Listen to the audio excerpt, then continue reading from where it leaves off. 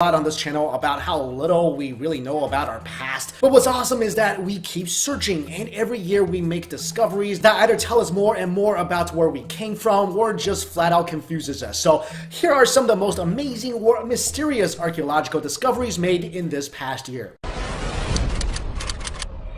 First off, let's go to Egypt, where very recently Egyptian archaeologists excavated parts of Abydos, an ancient lost city they believe dates back to 5316 BCE. It may have been part of the capital of one of the first Egyptian empires. The discovery was made across the Isle from present-day Luxor. According to historians, Abydos was Egypt's capital towards the end of the pre-dynastic period, during the rule of the first 4 dynasties. At the site, researchers found huts, pottery, tools, and at least a dozen or so massive graves. According to the Egyptian Antiquities Ministry, the size of the graves discovered in the cemetery is larger in some instances than royal graves in Abydos dating back to the first dynasty, which proves the importance of the people buried there and their high social standing during the early era of ancient Egyptian history. Next, we head over to Mexico's Yucatan Peninsula, where in November, a pyramid was found. But what's really interesting about this is that the pyramid is inside another pyramid, and that's inside yet another pyramid. So kind of like the nesting Russian dolls of pyramids. The multi-layered monument known as the Temple of Kukulkan was already discovered in the early 1800s, with the second pyramid discovered in the 1930s. But no one knew there was yet another pyramid inside until this year when 3D imaging technology was used. The smallest pyramid, which measures around 33 feet tall, was built between 550 and 800 CE during the classic period of Mayan civilization.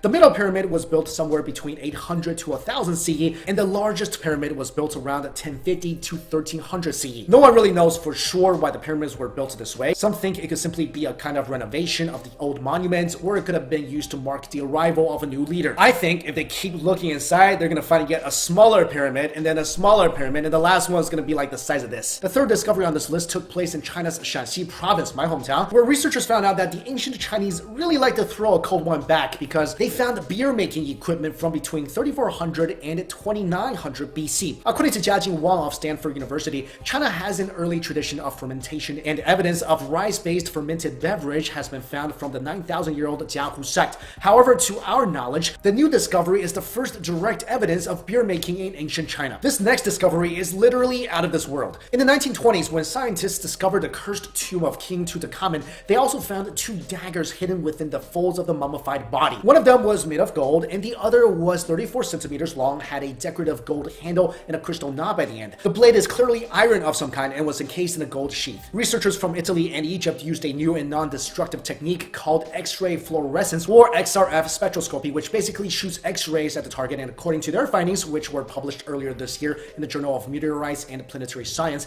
the blade is made of iron, nickel, and cobalt, which not only strongly suggests its meteoritic origin, it is nearly identical to a meteor found 150 miles west of Alexandria. Number 5, this discovery was made completely by chance when an amateur archaeologist named Dennis Holm with a metal detector on the island of Funen in Denmark found a gold crucifix necklace near a church. Experts have since examined the piece and believe it dates back to between 900 and 950 AD. This is significant because if this artifact is authentic, it would predate the Gelling Stone, which is a giant runestone from 965 that is considered the oldest representation of Christ on a cross known to the area. This discovery could indicate the Danish adaptation of the religion began much earlier than believed. Next up, we take a look at a 2,000-year-old ancient Babylonian tablet, which has revealed that the ancient Babylonian astronomers used sophisticated geometrical principles to track the path of the planet Jupiter more than 1400 years before Europeans were believed to have devised the mathematical technique. The tablet, just a few inches tall and wide, showcases a form of pre-calculus that could be used to describe the motion of Jupiter across the sky in relation to the stars.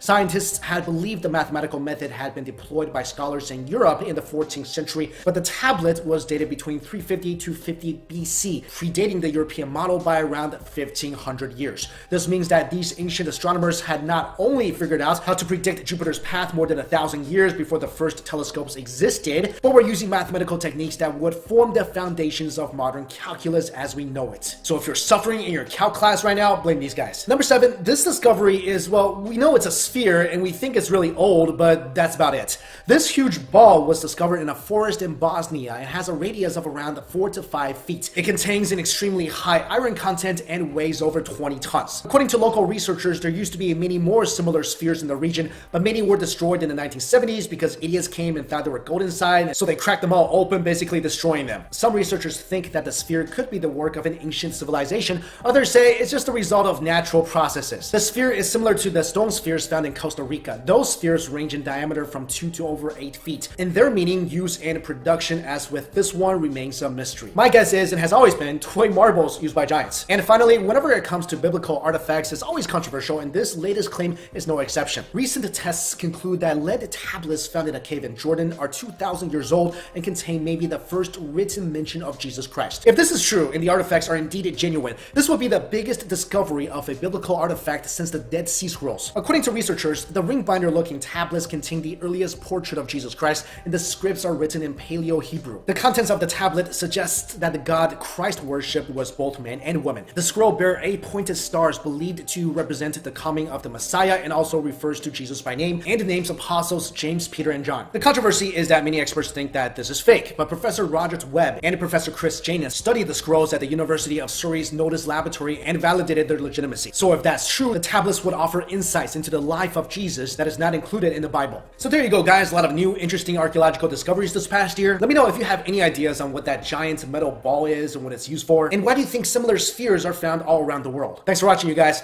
See you. Hey, what up, guys? Happy holidays. It's Mike Chen. You know, I talk a lot on this channel about how little we really know about our past, but what's awesome is that we keep searching, and every year we make discoveries that either tell us more and more about where we came from or just flat out confuses us. So here are some of the most amazing or mysterious archaeological discoveries made in this past year.